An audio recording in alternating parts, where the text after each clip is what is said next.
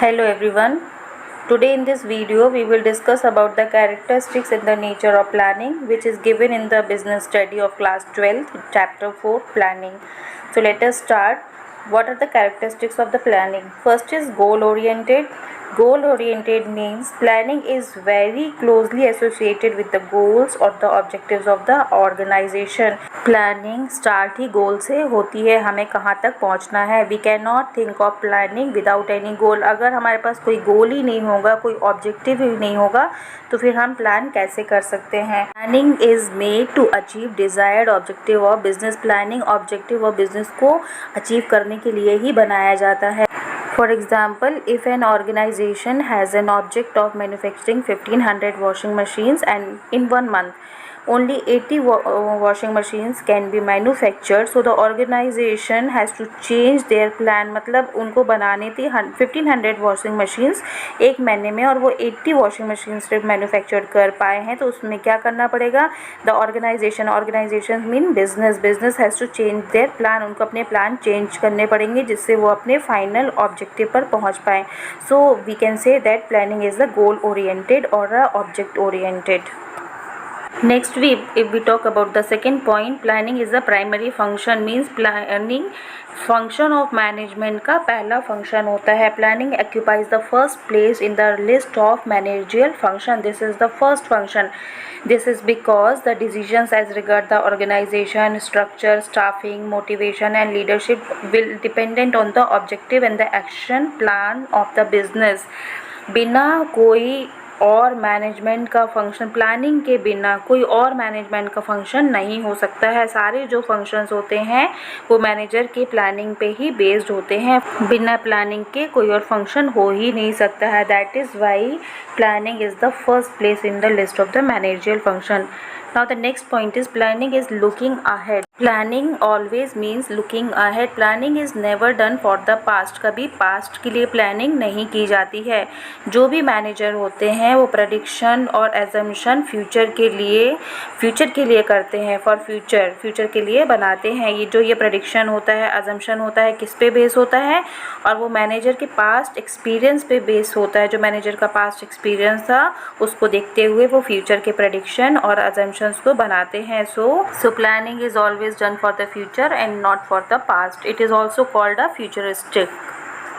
Next point is planning is all pervasive. means planning is a part of managerial activity at all the levels. planning her level of manager पर ज़रूरी होती है. ये सिर्फ top level managers के लिए नहीं बल्कि प्लानिंग हर लेवल पर किया जाता है. It is not an exclusive function of the top management और not for any particular department. ये सिर्फ टॉप लेवल मैनेजमेंट और डिपार्टमेंट के लिए ही नहीं होता है बल्कि हर लेवल पर किया जाता है. Formation of major plans and framing of overall policies are done by the top level management. जो major plans हैं और जो overall policies है वो top level के manager करते हैं. और जो departmental managers होते हैं they plan for the respective department. वो एक particular department के लिए plan करते हैं. और जो lower level के जो managers होते हैं they plan for day to day activities.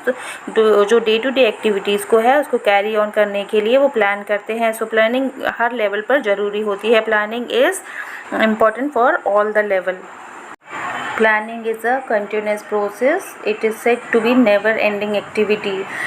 Planning को कंटिन्यूस प्रोसेस भी कहा जाता है बिकॉज प्लान बनाने के बाद अगर इन्वायरमेंट में कुछ चेंजेस आते हैं तो उसके अकॉर्डिंग प्लान में चेंजेस लाने ही पड़ेंगे. So it is called a continuous process. For example if manager has plan when the organisation was open and when the business was open it was a boom period but now it is a depression period and the plan was made at a boom period. So now the manager of that organisation what he will do, he will change the plan according to the depression period. So planning is a continuous process. It is a never ending activity. Planners has to change their plan according to the condition. So planning is a continuous process. Next point is planning involves choice and decision making. It means in any organization there are alternative courses of action for the pursuit of any objective. means planning कब ज़रूरी होता है जब different alternative available होते हैं उसमें से most suitable जो plan होता है वो select किया जाता है. हम प्लान को इमेजिन ही नहीं कर सकते हैं बिना चॉइस के, बिकॉज जो मैनेजर्स होते हैं डिफरेंट अल्टरनेटिव्स इवैल्यूएट करते हैं और जो बेस्ट प्लान होता है उसको सिलेक्ट करते हैं. सो it is a planning involves a choice and decision making. Next point is planning is an intellectual process. Planning involves logical thinking and requires application of the mind involving foresight, intelligent imagination and sound judgment. Means it is a mental exercise. Planning higher thinking रखनी पड़ती है. Planning पूरे environment को scan करने के बाद ही किया जाता है. So it is basically an intellectual activity of thinking, and planning is always based on goals, fact and considered estimates and it is not मेरा गेस वर्क. ये सिर्फ गेस वर्क नहीं होता है बट अ रोटेशनल थिंकिंग. पूरा environment को scan करने के बाद जो इन्वायरमेंट में क्या चल रहा है उसके अकॉर्डिंग प्लानिंग की जाती है. So it is just not a guess work, it is an intellectual process. Next point is planning is designed for efficiency.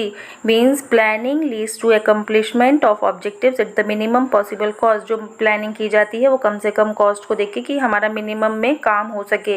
It avoids wastage of resources and ensure adequate and optimum utilization of resources. Means ज़्यादा हमारा जो resources है वो waste भी ना हो और जो कम resources में हम अच्छे तरीके से काम कर सकें. So plan is worthless or useless if it does not value the cost incurred on it. Therefore planning must lead to saving of time, effort and money. ऐसी planning की जानी चाहिए जिससे time और money save हो. So these were the characteristics of the planning. In the next video we will discuss about the next topic, that is the objectives of planning. Till then take care. Bye bye.